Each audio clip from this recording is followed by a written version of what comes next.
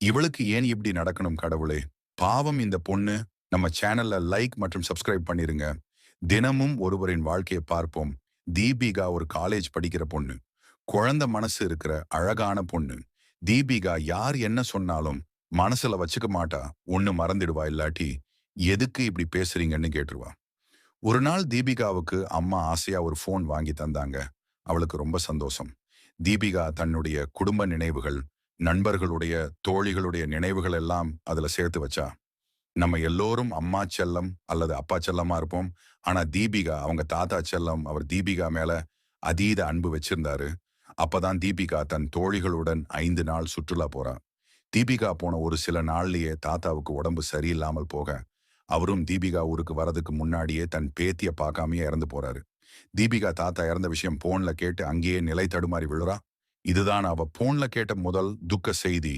சில மாதங்களுக்கு பிறகு ஒரு முதியவர், அவருக்கு மறதி அதிகம். அவர் தன் பொண்ணு இருந்ததை கூட மறந்துடாரு. தினமும் ஒரு நம்பருக்கு ஃபோன் பண்ணி தான் பொண்ணுகிட்ட பேசுற மாதிரி விசாரிப்பாரு.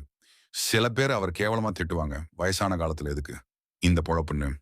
ஒரு நாள் எப்பவும் போல தீபிகாவுக்கு தெரியாம ஃபோன் பண்ணிடாரு. தீபிகா ஃபோன் அட்டெண்ட் பண்ண உடனே கண் கலங்கிட்டா. அந்த முதியவருக்கு அப்படியே அவ தாத்தா குரல். அவருக்கு அவரோட பொண்ணு கிடைச்சிட்டா. தீபிகாவுக்கு அவ தாத்தா கிடைச்சிட்டார்.